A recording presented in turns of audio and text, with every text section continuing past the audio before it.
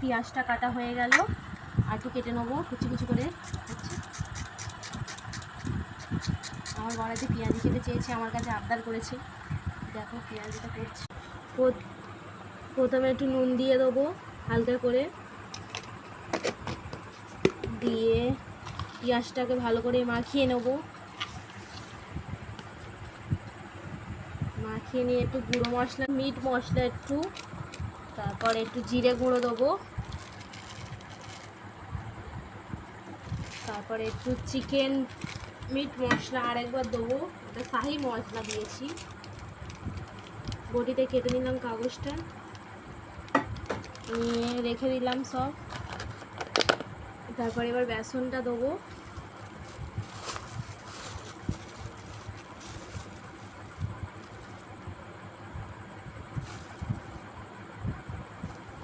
দিয়ে বেসনটাকে ভালো করে মাখিয়ে নিতে হবে জল দিয়ে।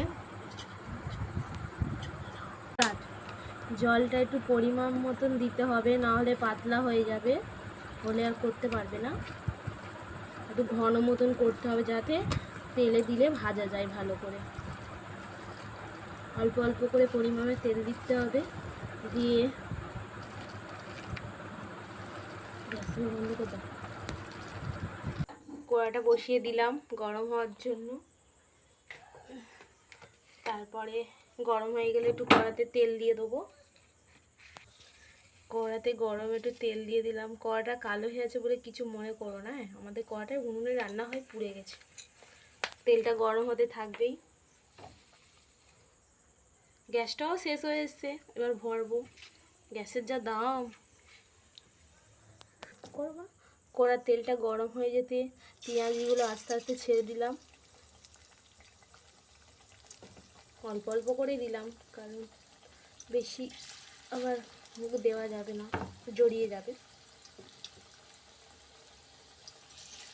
4টে দিলাম।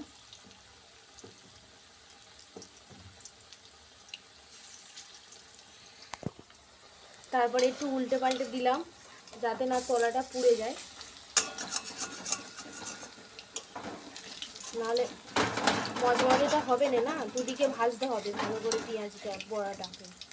তোমরা ঘরে ট্রাই করে দেখবে, খুব সুন্দর হবে, কারণ এগুলো ঘরোয়া জিনিস তো, খুবই ভালো লাগবে খেতে। বল খেতে চাইলো আবদার করে, তাই করে খাচ্ছি। পেঁয়াজি আর এই পান্তা দেখাও, পান্তাটাকে, পান্তার গরম গরম পেঁয়াজি রাতে খুব সুন্দর লাগে খেতে। আর তার সঙ্গে আছে পেঁয়াজ, কাঁচা লঙ্কা।